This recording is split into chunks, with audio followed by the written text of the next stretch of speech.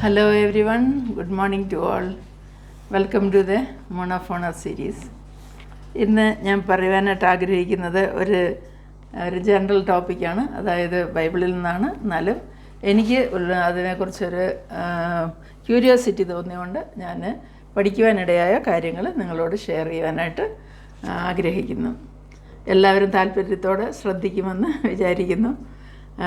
നിങ്ങൾക്ക് എല്ലാവർക്കും സുഖമെന്ന് വിശ്വസിക്കുകയാണ്. അതോടൊപ്പം ദൈവത്തിൽ നിങ്ങളെ എല്ലാവരെയും സമർപ്പിക്കുന്നു. അതായത് what is the significance of the number 40 in the Bible എന്നുള്ളതാണ്. ഈ 40 എന്ന് പറയുന്ന ആ നമ്പറിൻ്റെ സിഗ്നിഫിക്കൻസ് ബൈബിളിൽ എന്താണെന്നാണ് ഞാൻ നോക്കിയത്. അപ്പോൾ the number 40 in the Bible appears to be connected to many of the same themes. പല കാര്യങ്ങളുമായി ബന്ധപ്പെട്ട് കിടക്കുന്നുണ്ട് നമ്പർ 40 എന്നുള്ളത് ബൈബിളിൽ. അതേസമയം നമ്മൾ കുറച്ച് ഡീപ്പായിട്ട് പോവുകയാണെങ്കിൽ നമുക്കത് കാണാൻ സാധിക്കുന്നതെന്ന് വെച്ചാൽ വൈൽഡർനെസ്സിൽ ഇസ്രായേൽ മക്കൾ 40 വർഷം അവർ ജീവിച്ചു എന്ന് നമുക്ക് കാണാൻ സാധിക്കും. ആ 40 എന്നുള്ളത് 40 ഇയേഴ്സിൻ്റെ 2 sides of the same coin എന്ന് നമുക്ക് പറയാം. അത് കണക്റ്റഡായിട്ട് ഇരിക്കുന്ന തീമാണ്. അത് വളരെ ഓഫണായിട്ട് നോക്കുമ്പോൾ ഈ ടൈം ബൗണ്ടായിട്ട് പറയുന്ന പീരീഡിൽ 40 ഡേയ്സ് 40 ഇയേഴ്സ് അങ്ങനെയുള്ളതൊക്കെ പല പ്രാവശ്യം നമുക്ക് കാണാൻ സാധിക്കും.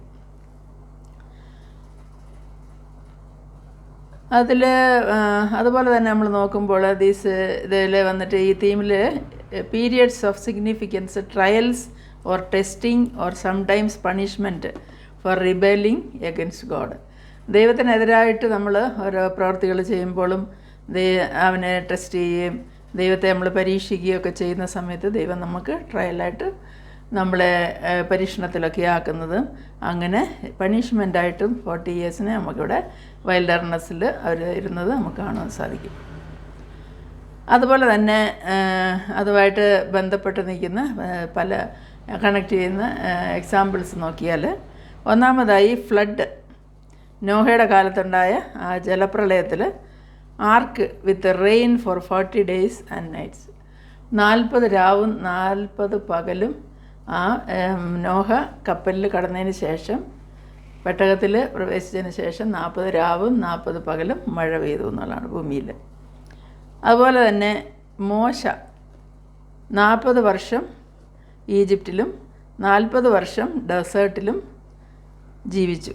അതായത് ദൈവം അവരെ ഇസ്രായേൽ ജനത്തെ അവരുടെ ബോണ്ടേജ് അടിമത്തത്തിൽ നിന്നും ഇസ്രായേലിനെ വിടുവിച്ച് കൊണ്ടുവരുന്നതിന് മുമ്പായിട്ട് അദ്ദേഹം ജനിച്ചപ്പം മുതൽ 40 വർഷം ഈജിപ്തിലും അതിനുശേഷം അവിടെ നിന്ന് ഓടിപ്പോയിട്ട് നമുക്കറിയാം മിദ്യാൻ മരുഭൂമിയിൽ പോയി അവിടെ നിന്ന് 40 ഇയേഴ്സ് ആ ഡെസേർട്ടിൽ കഴിഞ്ഞായിട്ട് അതിനുശേഷമാണ് ദൈവം മോശയെ വിളിക്കുന്നത്, മുൾപടർപ്പിൽ നിന്ന് വിളിക്കുന്നതായിട്ട് നമുക്കറിയാം. അപ്പോൾ അതൊരു സിഗ്നിഫിക്കൻസാണ്.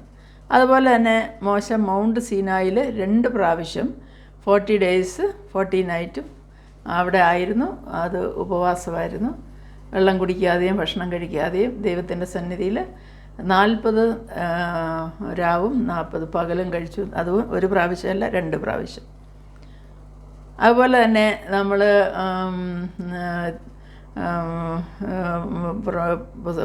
നമ്പേഴ്സിൽ, സംഖ്യാപുസ്തകത്തിലും അല്ലെങ്കിൽ എക്സോഡസിലൊക്കെ വായിക്കുമ്പോൾ ഈ കനാൻ ഈജിപ്തിൽ നിന്ന് വന്ന ജനം, അതിൽ ഓരോ ഗോത്രത്തിൽ നിന്ന് ഓരോരുത്തരെ സെലക്ട് ചെയ്തിട്ട് 12 പേരെ ദേശം ഒറ്റ നോക്കുവാനായിട്ട് ജെരിഹോവിലോട്ട് അയക്കുന്നതായിട്ട് നമുക്കറിയാം. അപ്പോൾ അവർ അന്ന് പോയവർ 40 ദിവസം അവർ കനാൻ ചുറ്റിക്കറങ്ങി നടന്ന് എല്ലാം നോക്കി തിരിച്ചു വരുമ്പോഴേക്കും 40 ഡേയ്സ് ആയി എന്നുള്ളതാണ്. അതുപോലെ തന്നെ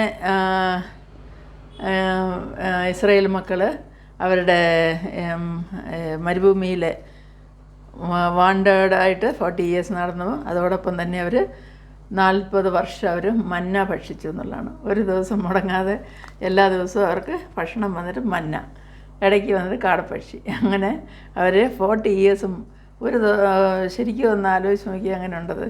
40 ഡേയ്സ് മന്ന ഭക്ഷിച്ചു. ദൈവം അവർക്ക് പ്രൊവൈഡ് ചെയ്തു എന്നുള്ളതാണ്. ഒരിക്കലും അത് നിന്ന് പോയില്ല എന്നുള്ള. അവർ കനാനിൽ പ്രവേശിച്ച് ഭക്ഷണം അവർക്ക് വേറെ ലഭിക്കുന്നവരെയും മന്ന കൊടുത്തുകൊണ്ടിരുന്നു. അതുപോലെ തന്നെ ഫെലിസ്തീയരുടെ അണ്ടറിൽ ഇസ്രയേൽ ആൾക്കാർ ന്യായാധിപന്മാരുടെ കാലത്ത് അവർ ഫെലിസ്തീൻസിൻ്റെ അണ്ടറിൽ 40 വർഷം കഴിയേണ്ടി വന്നു എന്നുള്ള ജഡ്ജസ് 13:1 പറയുന്നത്. അപ്പോൾ 40 years അവർ ഫലസ്തീനയുടെ അണ്ടറിൽ ആയിരുന്നു. അതുപോലെ തന്നെ നല്ല പല ഗുഡ് ലീഡേഴ്സ് രാജാക്കന്മാരൊക്കെയും 40 വർഷം ഇസ്രയേലിനെ ഭരിച്ചതായിട്ട് നമുക്ക് കാണാൻ സാധിക്കും. ഉദാഹരണം പറഞ്ഞാൽ ദാവീദ്, ശൗല്, സോളമന്, ജോആഷ് ഇവരൊക്കെ 40 വർഷം ഇസ്രയേലിന് വാണവരാണ്. അതുപോലെ തന്നെ ജഡ്ജസ് ആയിട്ടുള്ളവർ ഗിദെയോന്, ഒഥനിയേൽ, ബാരക്ക്, ഡെബോറ, ഏലി പുരോഹിതൻ ഇവരൊക്കെ 40 വർഷം അവരെ ന്യായപാലനം ചെയ്തവരാണ്. അതുപോലെ തന്നെ നമ്മൾ നോക്കിക്കഴിഞ്ഞാൽ നമ്മൾ ഗോലിയാത്ത് വന്നിട്ട് ഇസ്രയേൽ മക്കളെ അവരുടെ ആർമിയെ 40 ദിവസം അവൻ വെല്ലുവിളിച്ചു എന്നുള്ളതാണ്. അതിനുശേഷമാണ് ദാവീദ് അവനെ കല്ലുകൊണ്ട് കൊല്ലുന്നത്. നമുക്കറിയാമല്ലോ, കവണയിൽ കല്ല് വെച്ചിട്ട് അങ്ങനെ അവനെ അടിച്ച് താഴെ വീഴ്ചത്. അപ്പോൾ 40 ദിവസം അവന് വെല്ലുവിളിച്ചു. ഈ 40 ദിവസം രാവിലെ എഴുന്നേറ്റ് അവൻ വെല്ലുവിളിക്കും, ഇവർ ഭയന്ന് പുറകോട്ട് പോകും. അത് കഴിഞ്ഞ് ദൈവത്തിൻ്റെ നാമത്തിൽ ഞാൻ വരുന്നു എന്ന് പറഞ്ഞ് ചെന്ന് ദാവീദാണ് ഗോലിയാത്തിനെ കൊന്നത്. അതുപോലെ തന്നെ മോസസ്, ഏലിജ, ജീസസ് എല്ലാവരും 40 ദിവസം മരുഭൂമിയിൽ അവർ ഭക്ഷണമില്ലാതെയും വെള്ളമില്ലാതെയും ഉപവസിച്ചു എന്നുള്ളതാണ്. അതുപോലെ തന്നെ നമ്മൾ നോക്കുമ്പോൾ യോനായുടെ പുസ്തകം നോക്കുമ്പോൾ നിനവയിലുള്ള ജനങ്ങൾക്ക് 40 days അവർക്ക് റിപ്പൻറ്റ് ചെയ്യാനായിട്ട് ദൈവം സമയം കൊടുത്തു എന്നുള്ളതാണ്. അവർക്ക് 40 ദിവസം സമയം കൊടുത്ത് അവർ 3 ദിവസത്തെ ഉപവസിച്ച് അവർ റിപ്പൻറ്റായി എന്നുള്ളതാണ്. 40 daysനുള്ളിൽ നിങ്ങൾ മനം തിരിയുന്നില്ലെങ്കിൽ ആ ദേശത്തെ നശിപ്പിക്കും എന്നുള്ള ആ പ്രവാചകൻ്റെ വചനം കേട്ടിട്ട് അവർ ദൈവത്തെ ഭയപ്പെട്ട് ഉപവസിച്ച് അവർ മനം തിരിഞ്ഞ് അവർ ദൈവത്തിൻ്റെ ഇഷ്ടപ്രകാരം ദൈവത്തിലേക്ക് തിരിഞ്ഞു എന്നുള്ളതാണ്. അങ്ങനെ അവരുടെ ദേശം നശിപ്പിച്ചില്ല. അതുപോലെ തന്നെ നമുക്കറിയാം, യേശു ക്രിസ്തു ഈ ഭൂമിയിൽ റിസറക്ഷന് ശേഷം അവൻ്റെ പുനരുത്ഥാനത്തിന് ശേഷം 40 ദിവസം, അതായത് അപ്പോസ്തല പ്രവൃത്തി 1-ാം അധ്യായത്തിൽ പറയുന്ന അവന് സ്വർഗ്ഗാരോഹണം ചെയ്യുന്നതിന് മുമ്പേ 40 days ഈ ഭൂമിയിലുണ്ടായിരുന്നു എന്നുള്ളതാണ്. ഇങ്ങനെ നോക്കുമ്പോൾ ഇങ്ങനെ പല കാര്യങ്ങൾക്കും വളരെ ഒരു 40 days എന്നുള്ളത് വളരെ, അതുപോലെ നമ്മൾ 40 days എടുക്കാറുണ്ട്. അതൊക്കെയും വളരെ ഒരു പ്രത്യേകതയുള്ള കാര്യമായിട്ട് തോന്നിയിട്ടുണ്ട്. അപ്പോൾ ദൈവത്തിൻ്റെ ആലോചനയ്ക്കും ദൈവത്തിൻ്റെ തീരുമാനങ്ങൾക്കൊക്കെയും ആ നമ്പർ 40 എന്നുള്ളതിന് ഒരു ഇമ്പോർട്ടൻസ് ഉള്ളതായിട്ട് എനിക്ക് പഠിക്കുമ്പോൾ മനസ്സിലാക്കുവാൻ സാധിച്ചു.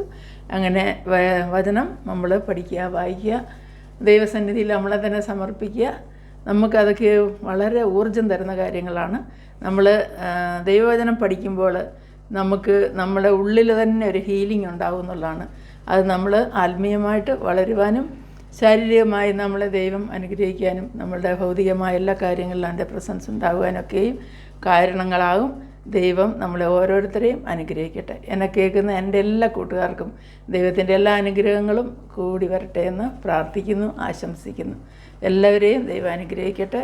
ഒരിക്കൽ കൂടെ ബൈ പറയുന്നു. എല്ലാവർക്കും നല്ലൊരു വീക്ക് ആശംസിക്കുന്നു. Bye to all. ബൈ.